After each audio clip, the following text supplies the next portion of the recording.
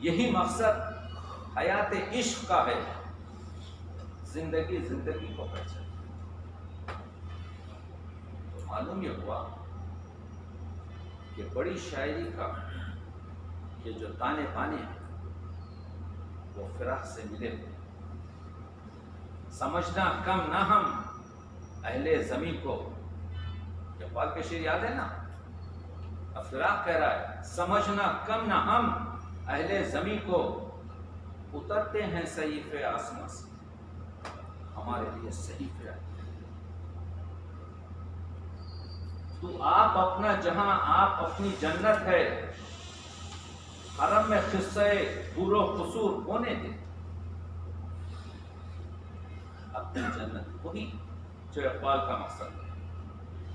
تمام وادی ایمن، تمام ذوق کلیم، نظر کو سلسلہ برق و طور ہونے دے، فراق پڑا۔ ایسے شعروں سے ہم کو وابستگی کی ضرورت ہے۔ عرش سے ہے بلند یوں تو بشر، ایک مشت غبار ہے اے دوست، کہاں تک ہو؟ تو کہنے کا مطلب یہ ہے، آپ لوگوں کا کافی وقت لیا، یہ تو میں نے آتے ہوئے کچھ پراٹھے اور پائے وغیرہ کھا لیے، تو میں 3 بجے تک بھی بات کر سکتا ہوں۔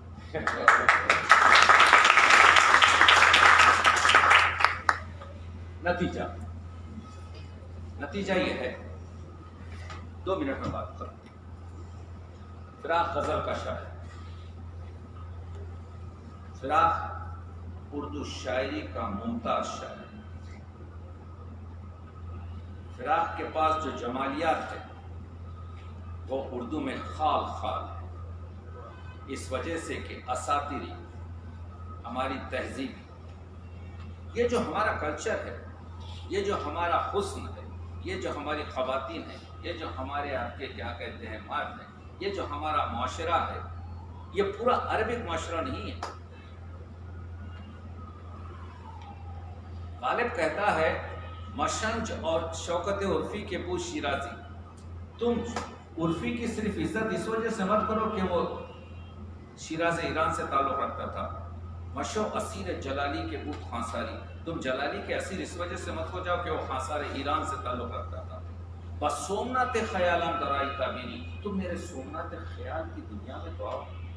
رواں فروز معیوب دوشائے زناری، کہ میری جسم پر اگر کے زنار کا دھاگا پڑا ہوا ہے، لیکن میرے ان بازوؤں سے تجلی کے شعلے جا رہے ہیں۔ تو جب ہم نے نعتیہ ادب میں، جب محسن کاکڑوی نے ادھر سے 17 تلمیحات منطقے کو سمت کاشی سے چلا جانب فطرہ بادل جب کہا، تو یہ جو نعت وائرل ہو گئی، اس کی وجہ یہ ہوئی کہ ہم نے اگرچہ کہ غزل ہو کہ ربائی ہو کہ قصیدہ ہو کہ غزل ہو کہ مثنوی ہو، یا عجم سے لی یا عرب سے لی، لیکن معنی کو اپنی طریقے سے معنی آفرینی کی۔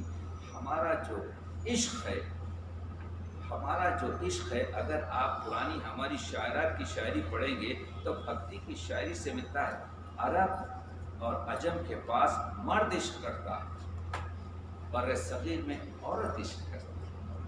بھکتی کی شاعری میں عشق عورت کی طرف سے ہوتا ہے۔ وہ پوائنٹ پہ میں گیا ہی نہیں، کیونکہ اگر وہ ہوتا تو پھر جو ہے عشق کی بات شام کے 8 بجے تک چلتے رہے، مگر بتانے کی کوشش یہ کر رہا ہوں ان تمام چیزوں کا جو مرکز ہے، محور ہے، ان کی شاعری ہے۔ آپ لوگوں نے مجھے موقع دیا، پروفیسر صاحب، روزناب آپ سب کا، کہ مسند صدارت پر بیٹھ کر مجھے برداشت کیا، میں ممنون ہوں، لیکن ضرورت اس چیز کی ہے